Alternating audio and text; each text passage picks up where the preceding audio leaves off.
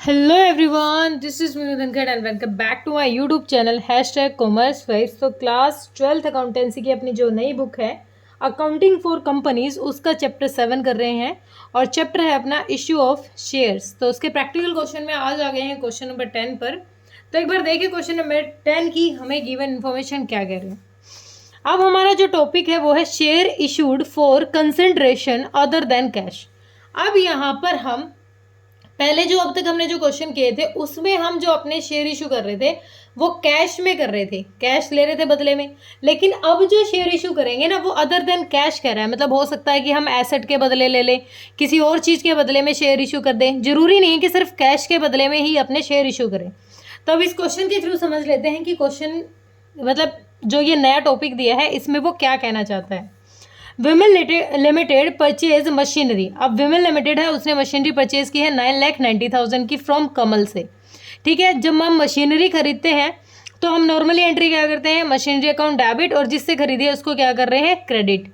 Machinery account debit to Kamal limited 9,90,000 की। ठीक है, the payment of Kamal limited, अब बात आ गई है पेमेंट की, was made by issuing equity share of 100 each. अब यहाँ पर क्या किया है, यहाँ पर विमल ने जो मशीनरी खरीदी तो विमल ने बदले में उसको 100 रुपीज़ का एक शेयर के बदले उसको ये शेयर इशू कर दिए। ठीक है, ओके। पास करनी है general entries of books of Vimal limited for purchase of machinery and issue of share.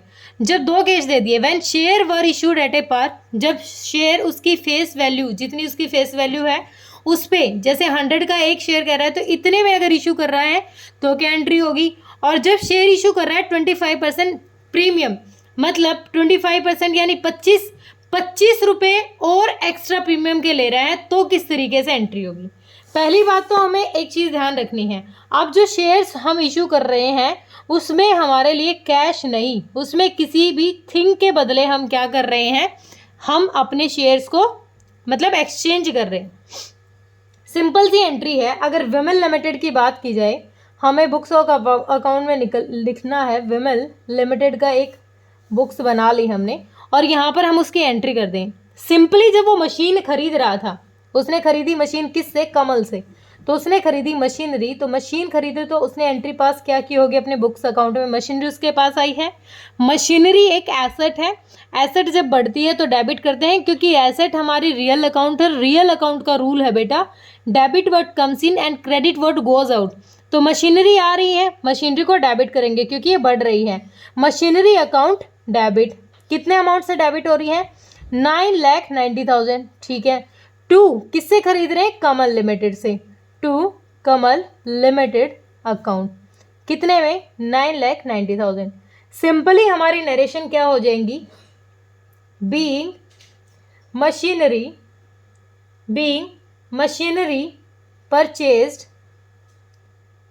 Purchase from Kamal limited. ठीक है, हमने मशीनरी खरीदी, फर्स्ट ट्रांजेक्शन हमारी ये होगी। ये तो नॉर्मली हम जनरल की बात करें तो हम यही करते हैं। अब जब इसको पेमेंट की बात आई है, कमल को जब पेमेंट की बात आई है तो क्वेश्चन कह रहा है कि अब ना हम इसको शेयर इशू कर देते हैं, इस पेमेंट के बदले क्या दे देते हैं, इसको शेयर दे देते हैं, और एक शेयर की वैल्यू हमारी 100 है। तो हमने इसको कितने शेयर अलॉट किए होंगे, अगर हमारी एक शेयर की वैल्यू अगर 100 है तो हमें इसको पेमेंट करनी है 9,90,000। तो हम इसको कितने शेयर इशू करेंगे, डिवाइडेड बाय 100। हमने इसको शेयर कर दिए 9900 इशू कर दिए इसको, जिसमें एक शेयर की वैल्यू है 100 रुपीज़।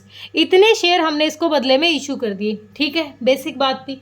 अब बदले में जब इसको शेयर इशू किए तो अब कमल कौन है, रिसीवर, और कमल क्या है, ये हमारे लिए पर्सनल अकाउंट की तरह ट्रीट करेंगे। डेबिट द रिसीवर, जो रिसीव कर रहा है उसको डेबिट कर दो। अब कौन है, कमल रिसीवर है, तो कमल लिमिटेड अकाउंट डेबिट।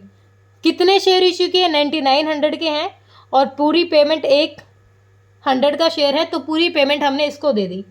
किसके, हमारे पास से शेयर कैपिटल, इक्विटी, हम शेयर इशू करें ना, इक्विटी शेयर कैपिटल अकाउंट। ठीक है, कितना अमाउंट, 9,90,000। बिल्कुल बेसिक थिंग थी।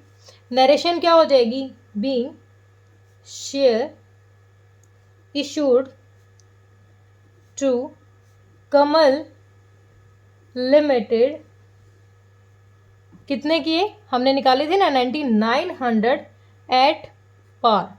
एट पार का ही मतलब क्या होता है कि उस फेस वैल्यू पर, फेस वैल्यू क्या थी हमारी 100, उस फेस वैल्यू पर ही हम अपने क्या करें, शेयर इशू कर दें। ठीक है, जितने का शेयर है उतने में ही हम इशू कर दें। ठीक है, नेक्स्ट हमें क्वेश्चन ने कहा है, इसी में सेकंड पॉइंट है, तो बस इस एंट्री को अलग कर लेते हैं। थर्ड एंट्री हो जाएगी हमारी कि जब हम इशू करते हैं प्रीमियम पर, तो एक बार मैं कैलकुलेशन करके दिखा दूं। यहाँ वर्किंग नोट ले लेती हूँ, स्पेस है वर्किंग नोट।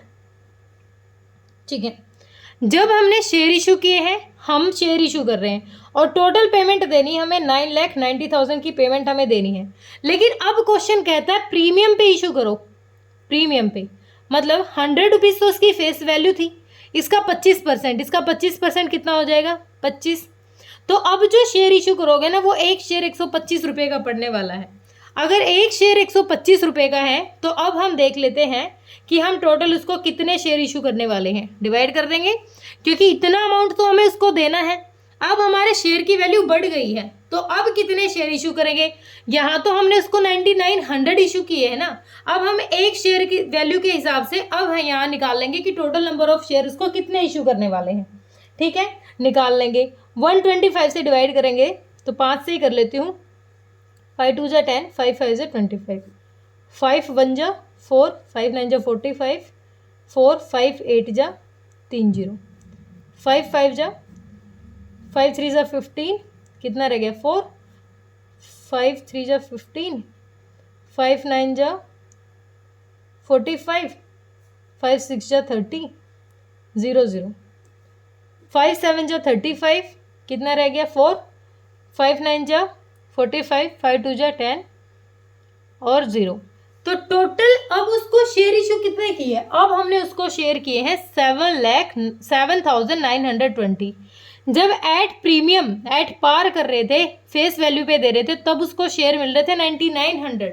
लेकिन अब उसको शेयर कितने मिल रहे हैं, अब उसको शेयर मिल रहे हैं 7,920 शेयर अब उसको हम दे रहे हैं। ठीक है, क्योंकि इसमें 25 वैल्यू हमारी क्या है, प्रीमियम पे है। ठीक है, अब अगर मैं देखूं 7,920 हमारे शेयर्स हैं, इक्विटी शेयर हैं, और रुपीज़ कितने के हिसाब से, रुपीज़ हमारा 100 ईच, तो टोटल हमें अमाउंट शेयर कैपिटल का कितना चला गया, 700 का ईच है ना, तो 7,92,000।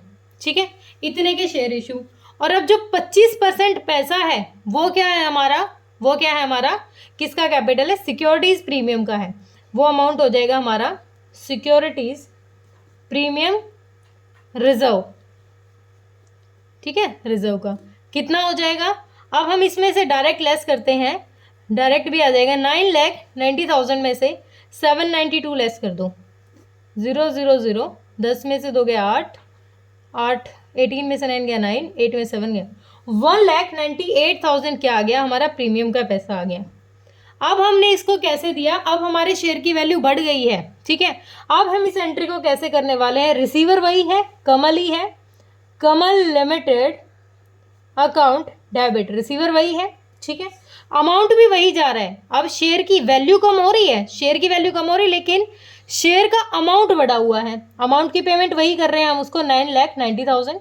ठीक है, to equity share capital, to equity share capital कितना अमाउंट दे रहे हैं, अब हम इक्विटी शेयर में हमारे शेयर्स की वैल्यू के हिसाब से 7,92,000 हमारा क्या है, ये शेयर है हमारे की शेयर की वैल्यू है, और बाकी जो रेस्ट ऑफ अमाउंट है हमारा वो किसका है, सिक्योरिटीज प्रीमियम रिजर्व।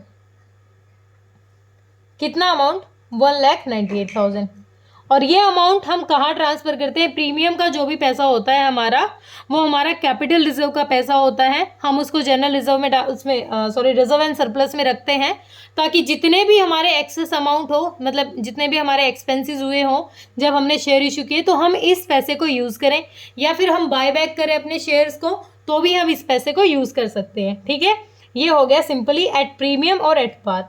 अब लिख देंगे हम बीइंग इशू ऑफ शेयर्स, कितने इशू किए हमने shares, to Kamal limited at premium लिख देती हूँ, कितने पे, एट ए प्रीमियम ऑफ 25%। ठीक है, बिल्कुल सिंपल सा क्वेश्चन था, क्लियर हो गया होगा, कुछ अलग नहीं कह रखा था। दिक्कत परेशानी हो तो वीडियो को बेटा एक बार फिर देख लीजिए। Thank you so much.